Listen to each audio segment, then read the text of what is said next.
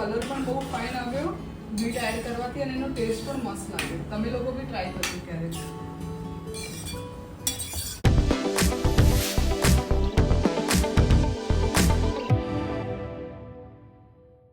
Hello, કેમ છો બધા? ગુડ મોર્નિંગ, જય સિયારામ.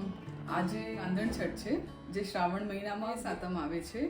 એક નાની સાતમ અને એક મોટી સાતમ. રક્ષાબંધન પહેલાં આવે એ દેરાણીવાળી એટલે કે નાની સાતમ કે, અને રક્ષાબંધન પછી જે સાતમ આવે ગોકુલ અષ્ટમી પહેલાં એ મોટી સાતમ કે.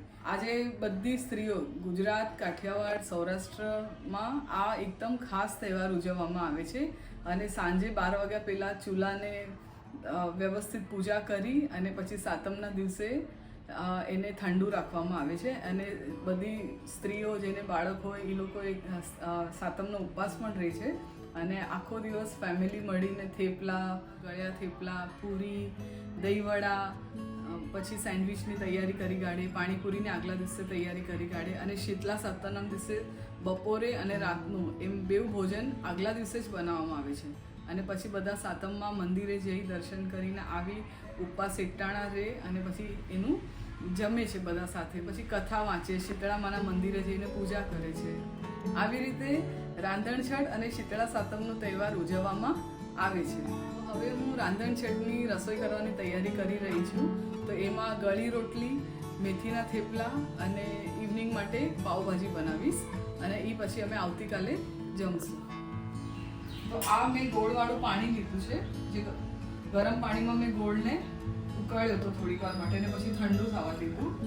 ઓઇલ છે મોણ માટે અને પાણી છે જોઈતા પ્રમાણમાં.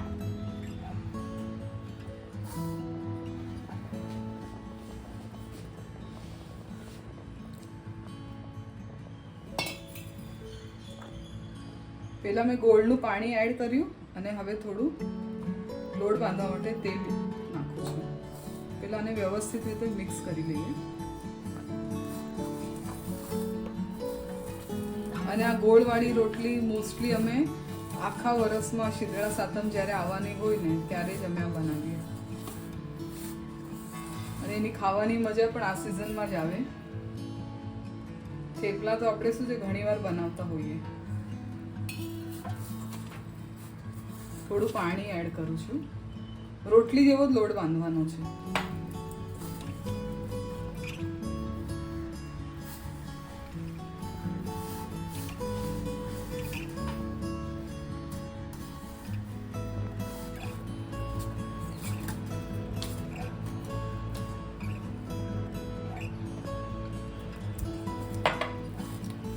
ગોળવાળી રોટલી બનાવવાનો પિંડો રેડી થઈ ગયો છે. હવે આપણે એને થોડીક વાર માટે ઢાંકી દઈએ. હવે આપણે મેથીના થેપલા બનાવવાના છે. તો સૌથી પહેલાં મેં ઘઉંનો લોટ લીધો છે. પછી મેથીની ભાજીને વીણી એને ધોઈ અને એને થોડી કટ કરીને લીધેલી છે. આદુ મરચાં લસણની પેસ્ટ છે, ઓઇલ છે, પાણી છે અને આપણો ડબ્બાનો મસાલો જે આમાં આપણે યુઝ કરશું. ધાણા જીરું, મરચું, હળદર ને મીઠું. લોટમાં મેં સૌથી પહેલાં મેથી નાખી દીધી.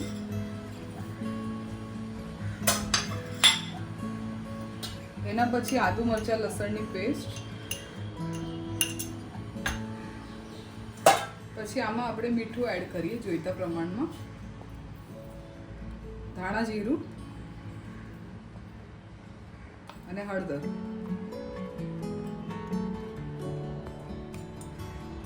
અને થોડું આપણે લાલ મરચું એડ કર્યું. થેપલા બનાવવા માટે લોટમાં બધું મિક્સ કરી દીધું છે. મેથી, આદુ મરચાં લસણની પેસ્ટ અને ડબ્બાનો મસાલો, ધાણા જીરું, હળદર, મીઠું. હવે આપણે એમાં સરખું તેલનું મોણ નાખીએ એટલે થેપલા એકદમ સોફ્ટ થશે. અને એમાં પાણી એડ કરીને વ્યવસ્થિત લોટ બાંધી લેવાનો છે.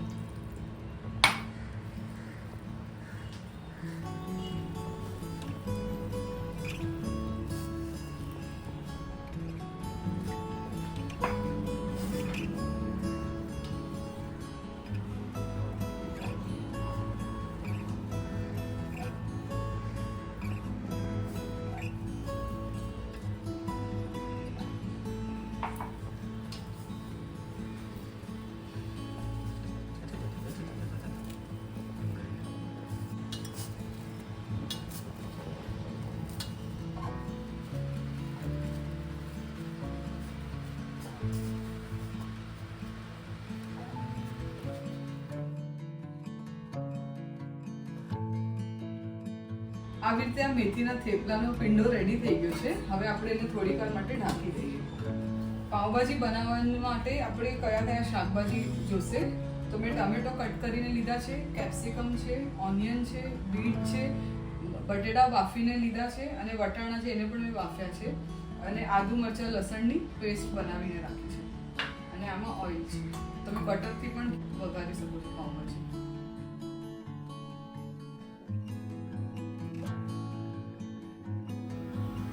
સૌથી પહેલા આપણે કઢાઈમાં ઓઇલ લીધું છે.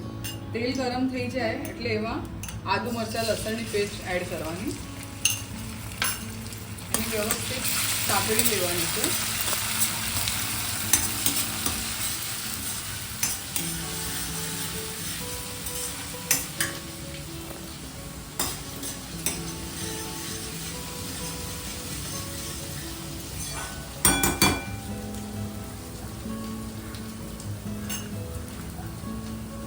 એમાં કાંદા, કેપ્સિકમ અને ટમેટા એડ કરવાના છે.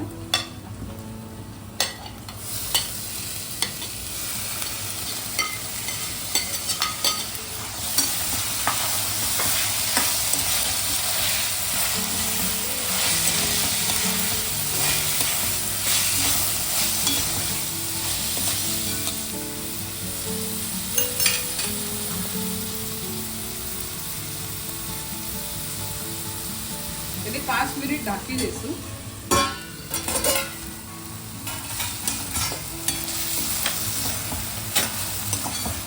હવે આપણે એકવાર જોઈ લઈએ કે કેવી રીતે ચડી ગયા છે કે આના અંદર વેજીટેબલ્સ.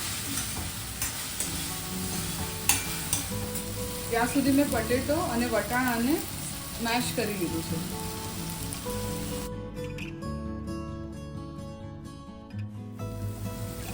ઓલમોસ્ટ શાક થોડું ચડી ગયું છે તો હવે એમાં આપણે થોડું પાણી એડ કરી દઈએ.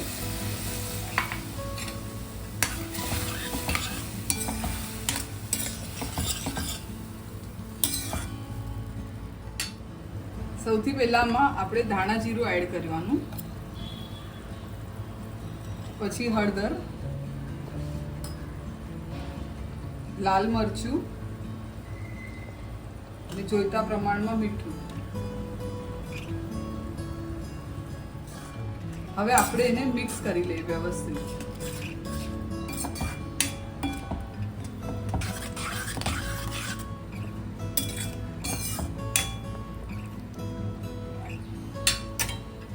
પાછું એને એક 3-4 મિનિટ માટે ઢાંકી દેવાનું એટલે મસાલો બધો બળી જાય વ્યવસ્થિત.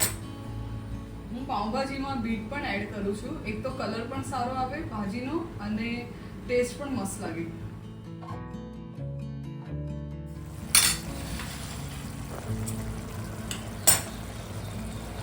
ઓલમોસ્ટ તેલ અને મસાલો ઉપર આવી ગયો છે તો હવે આમાં આપણે બટેટા અને વટાણાનું મેશ કરેલું પૂરણ છે એડ કરીએ અને બીટ છે એ પણ આપણે એડ કરી દઈએ. ઓલમોસ્ટ આ વેજીટેબલ્સ જે હતા એ ચડી ગયા છે. આપણે મસાલો પણ એડ કરી દીધો હતો અને હવે હું આ મેશ કરેલા પટેટો અને વટાણાને એડ કરું છું અને એની અંદર હું બીટને પણ એડ કરી દઈશ.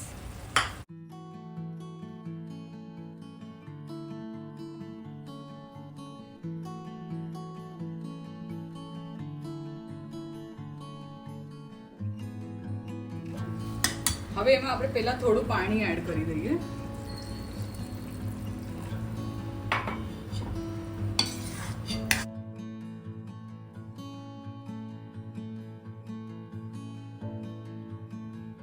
હવે હું આમાં બાફેલું બીટ છે એને મેં ખમણી નાખ્યું હતું એ એડ કરી દઉં છું.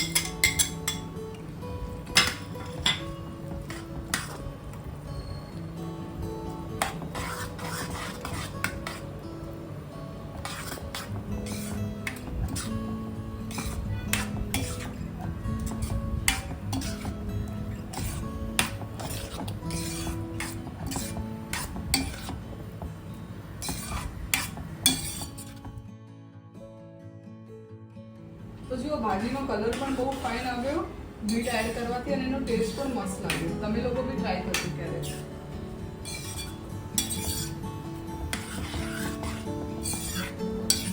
બહુ પાણી નહીં નાખવાનું હોય તો એકદમ આમ લિક્વિડ જેવી બની જાય ભાજી. થોડો વેજીટેબલ્સ બી નાખવા જોઈએ જમતા વખતે. આમાં ઉપરથી થોડો એવરેસ્ટનો પાવભાજી મસાલો એડ કરું છું.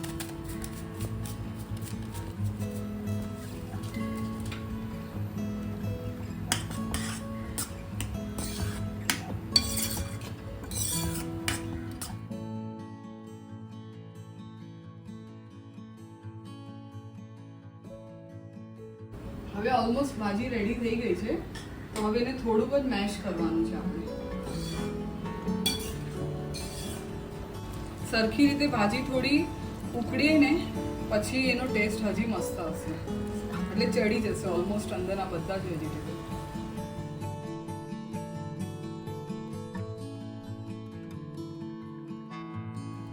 આખી ભાજી રેડી થઈ જાય પછી તમે જમવામાં ઉપરથી ચીઝ, બટર અને લેમન યુઝ કરી શકો છો.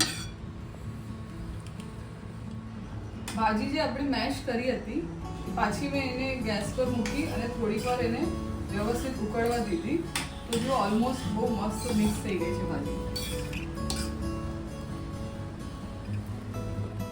હવે આ ભાજી રેડી થઈ ગઈ છે.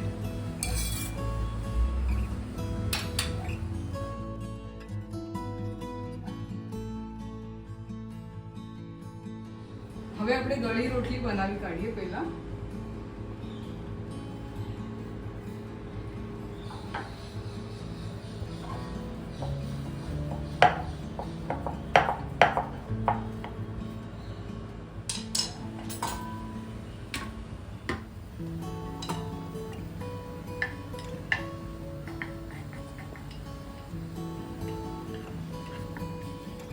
શીતળા સાતમના દિવસે ગળી રોટલી, ખજૂર, શ્રીફળ, ફુલેર અને દૂધ આ બધું અમે માતાજીને પ્રસાદી ધરાવીએ અને પછી અમે લોકો બધા એને એકટાણા છોડીએ.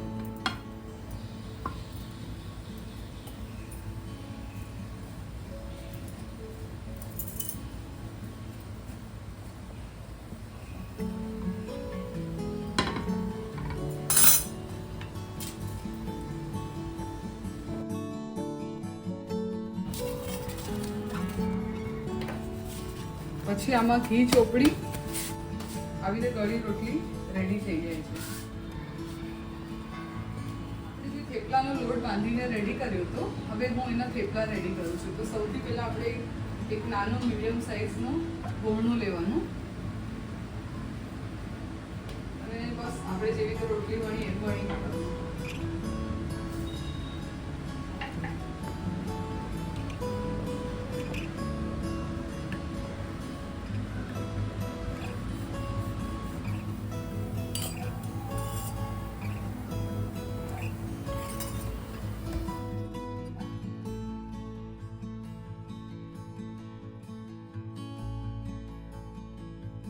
શીતલા સાતમમાં શીતલા માતાને ધરાવવામાં આવતી પ્રસાદી એટલે કે ઘઉંની કુલેર કા બાજરાની કુલેર. તો અમે બનાવીએ છીએ ઘઉંની કુલેર. તો સૌથી પહેલાં મેં ઘઉંનો લોટ લીધો છે અને પછી ગોળ લીધો છે અને ઘી લીધો છે. હવે હું આ ત્રણને મિક્સ કરીને કુલેર બનાવું છું. ઘઉંના લોટમાં મેં ગોળ મિક્સ કરી કાઢ્યો છે, થોડો સમારીને લીધો છે અને એમાં આપણે ઘી એડ કરશું.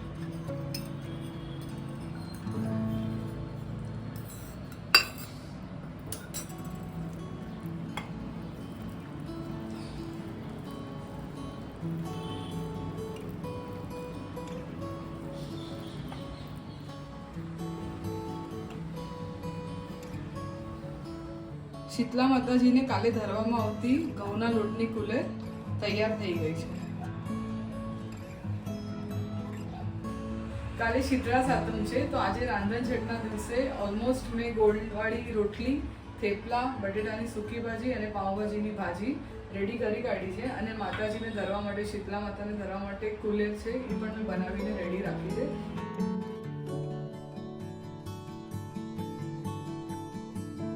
પછી કેવી લાગી તમને મારી રાંધણ છઠની રસોઈની તૈયારી? અને મેં સિમ્પલ એન્ડ બેસ્ટ બનાવ્યું છે, કેમ કે અમે લોકો બહુ સ્વીટ, હું ને મારો મિસ્ટર અમે લોકો પ્રિફર નથી કરતા ખાવા માટે, એટલે પછી ફ્રૂટ સલાડ, ગુલાબજાંબુ એ બધું અમે તૈયાર નથી કર્યું. અમે ખાલી જમવા પૂરતું ગળી રોટલી પ્રસાદી ધરવા માટે અને થેપલા, ભાજી, ફૂલે અને માતાજીને ધરવાની અને બટેટાની સૂકી ભાજી અને આમ પણ એકટાણું હોય છે તો પછી ઇવનિંગના તો ફ્રૂટ્સ હશે તો પણ ચાલશે એટલે અને બસ આવી તો તમે મારા વિડીયો તમને કેવી રીતે લાગ્યો એને લાઈક કરજો, શેર કરજો, સબસ્ક્રાઈબ કરજો મારી ચેનલને અને કમેન્ટ પણ કરજો. જય સિયારામ.